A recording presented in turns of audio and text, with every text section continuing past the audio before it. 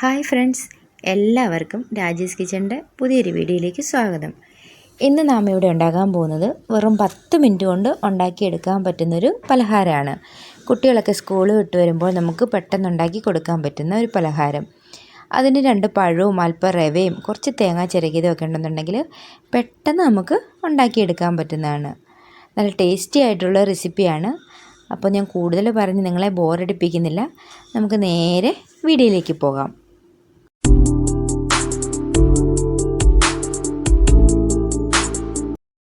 അപ്പോൾ നമുക്കതിനാവശ്യമായത് ഞാനൊരു 3 പഴം, റോബസ്റ്റ പഴമാണ് എടുത്തിരിക്കുന്നത്. ഏത് പഴം വേണേലും നിങ്ങൾക്ക് എടുക്കാം കേട്ടോ. അതുപോലെ തന്നെ 1 കപ്പ് റവ, 1/2 കപ്പ് തേങ്ങ ചിരകിയത്, കുറച്ച് പാല്, അതുപോലെ തന്നെ നെയ്യ് ഏതെങ്കിലും നെയ്യ് മതി കേട്ടോ. നെയ്യോ ബട്ടറോ അങ്ങനെ എന്തെങ്കിലും മതി. അതുപോലെ തന്നെ 2-3 ഏലക്ക. അപ്പോൾ നമുക്ക് ആദ്യം ഈ ഏലക്കയൊക്കെ ഒന്ന് പൊടിച്ച് നല്ല പൊടിയാക്കി വെക്കാം. നിങ്ങൾക്ക് വേണമെന്നുണ്ടെങ്കിൽ അല്പം പഞ്ചസാരയും കൂടി ചേർത്തിട്ട് മിക്സിയുടെ ജാറിലിട്ട് പൊടിക്കാവുന്നതാണ്.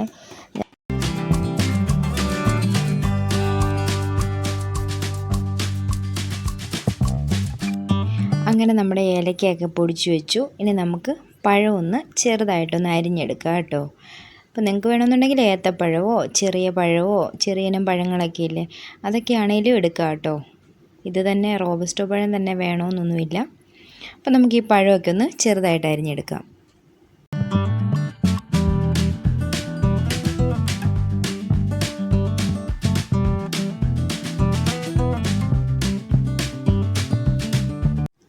ഇനി നമ്മുടെ നെക്സ്റ്റ് സ്റ്റെപ്പ് എന്ന് പറയുന്നത് ഒരു പാൻ അടുപ്പിൽ വെക്കുക. പാൻ അടുപ്പിൽ വെച്ചതിന് ശേഷം ആ പാൻ ചൂടായി വരുമ്പോഴത്തേന് നമുക്ക് കുറച്ച് നെയ്യ് ഒഴിച്ചു കൊടുക്കാം. നെയ്യുള്ളവർ നെയ്യ് എടുക്കുക, ബട്ടറുള്ളവർക്ക് ബട്ടർ എടുക്കുക കേട്ടോ. ഈ നെയ്യ് ഇടുന്നതെന്ന് പറഞ്ഞാൽ അതിൻ്റെ ആ നെയ്യുടെ ഒരു ചുവയും കൂടെ ഒക്കെ വരുമ്പോഴത്തേന് നല്ല ടേസ്റ്റ് ആയിരിക്കും. അപ്പോൾ ഇതൊന്നും കയ്യിലൊന്നുമില്ലെന്നുണ്ടെങ്കിൽ അല്പം ഓയിൽ ഒഴിച്ചാലും മതി കേട്ടോ. അപ്പോൾ അങ്ങനെ നമ്മുടെ നെയ്യൊക്കെ ഇട്ട് കൊടുത്തിട്ടുണ്ട്. ഇട്ട് കൊടുത്തതിന് ശേഷം നമ്മൾ അരിഞ്ഞു വെച്ചിരിക്കുന്ന പഴങ്ങളില്ലേ, അത് നമുക്ക് ഇതിനകത്തേക്ക് ഇട്ട് കൊടുക്കാം.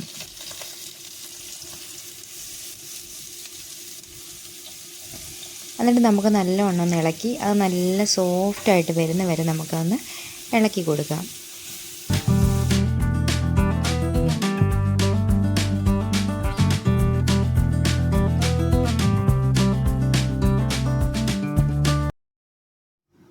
ഇനി നമുക്കിത് ഇതുപോലെ ഒന്ന് ഉടച്ചു കൊടുക്കാം. ജസ്റ്റ് സോഫ്റ്റായി വരുമ്പോൾ നമുക്ക് ഇതുപോലെ ഒന്ന് ഉടച്ചെടുക്കാവേ.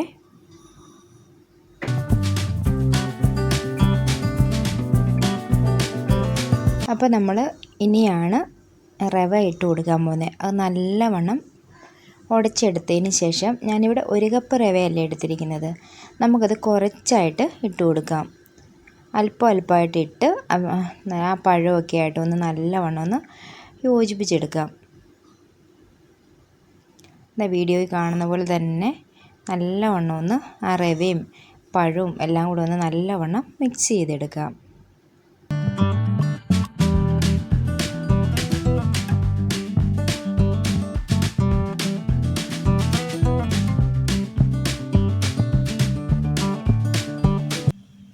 നല്ലവണ്ണം മിക്സ് ചെയ്തതിന് ശേഷം 1/2 കപ്പ് തേങ്ങ എടുത്ത് ഒഴിച്ചിരുന്നത് അത് നമുക്ക് ഇട്ട് കൊടുക്കാം. ഞാനിപ്പോൾ 1 കപ്പ് നിറയെ ഇട്ട് കൊടുത്തിട്ടില്ല, 1/4 കപ്പ് എടുത്തിട്ടുള്ളേ. 1/4 കപ്പ് റവയും 1/2 കപ്പ് തേങ്ങയും. അപ്പോൾ അതിൻ്റെ ആവശ്യം ഉണ്ടായിരുന്നുള്ളൂ. അപ്പോൾ നമ്മൾ ഈ തേങ്ങയും കൂടി ഇട്ടതിന് ശേഷം നല്ലവണ്ണം ഒന്ന് മിക്സ് ചെയ്തെടുക്കാം. അതിന് ശേഷം നമ്മൾ ഏലക്ക പൊടിച്ച് വെച്ചിരുന്നില്ലേ, അതുകൂടി നമുക്ക് ഇതിനകത്തേക്ക് ഇട്ട് കൊടുക്കാം. എന്നിട്ട് വീണ്ടും നമുക്ക് നല്ലവണ്ണം ഒന്ന് മിക്സ് ചെയ്യാം. ഇപ്പോൾ ഏലക്കാപ്പൊടിയൊക്കെ എല്ലായിടത്തും എത്തപ്പെടണം കേട്ടോ, എന്നാലേ അതിൻ്റെ ഒരു ഫ്ലേവറൊക്കെ കിട്ടത്തുള്ളൂ. അതിനുശേഷം ഒരു നുള്ളുപ്പ്, ചെറിയ രീതിയിൽ കുറച്ച് ഉപ്പ് മാത്രം നമുക്ക് ഇട്ട് കൊടുക്കാം.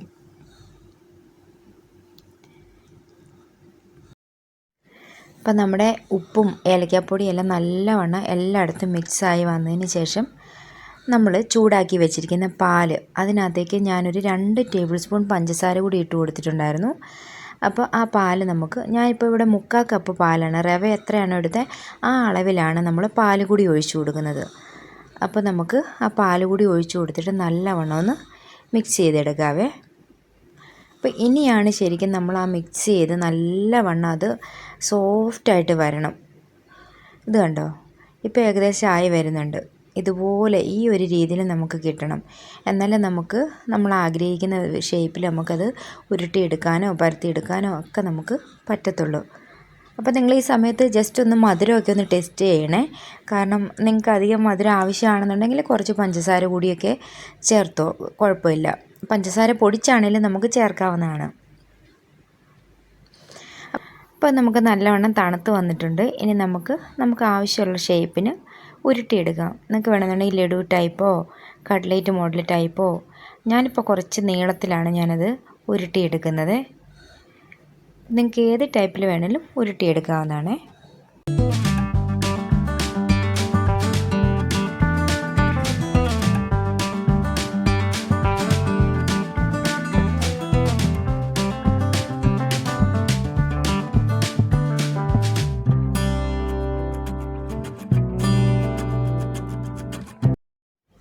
അപ്പോൾ നമ്മളതെല്ലാം ഒന്ന് ഉരുട്ടിയെടുത്തിട്ടുണ്ട്. കണ്ടോ, എല്ലാം ഒരേ ലെവലിന് എടുത്തിട്ടുണ്ട്. ഇനി നമുക്കൊരു ചെറുതായിട്ട് ശാലോ ഫ്രൈ ചെയ്തെടുക്കാവേ.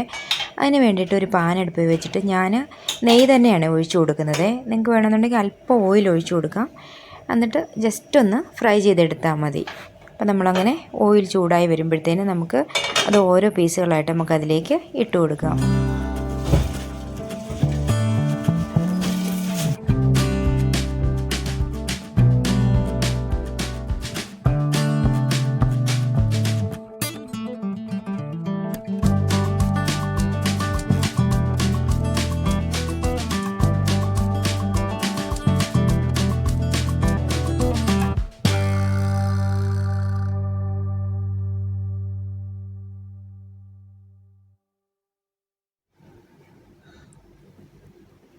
ഇപ്പോൾ ഇതാ നമ്മൾ ഇവിടെ തിരിച്ച് മറിച്ചുമൊക്കെ ഇട്ട് ചെറുതായിട്ട് ഒന്ന് ഫ്രൈ ചെയ്തെടുത്തിട്ടുണ്ട്. കണ്ടോ, അപ്പോൾ ഇത്രേ ഉള്ള സംഭവം. നല്ല ടേസ്റ്റായിരുന്നു. ആ ഏലക്കയുടെയും അതുപോലെ നെയ്യുടെ മണവും എല്ലാം കൂടെ ആയപ്പോഴത്തേനും നല്ല അടിപൊളി ടേസ്റ്റായിരുന്നു കേട്ടോ. അപ്പോൾ നിങ്ങളിങ്ങനെ ചെയ്തിട്ടില്ലെന്നുണ്ടെങ്കിൽ ഒന്ന് പരീക്ഷിച്ച് നോക്ക്. കുട്ടികളൊക്കെ ഉള്ളവർക്കാണെന്നുണ്ടെങ്കിൽ ഒരുപാട് ഇഷ്ടപ്പെടും. അപ്പോൾ എൻ്റെ ഇന്നത്തെ വീഡിയോ ഇഷ്ടപ്പെട്ടുവെങ്കിൽ ലൈക്ക് ചെയ്യണം, ഷെയർ ചെയ്യണം, സബ്സ്ക്രൈബ് ചെയ്യണം. അതുപോലെ തന്നെ മറ്റൊരു വീഡിയോ ആയിട്ട് വരുമ്പോഴേക്കും എല്ലാവർക്കും താങ്ക്സ് ഫോർ വാച്ചിങ്. ടാറ്റാ.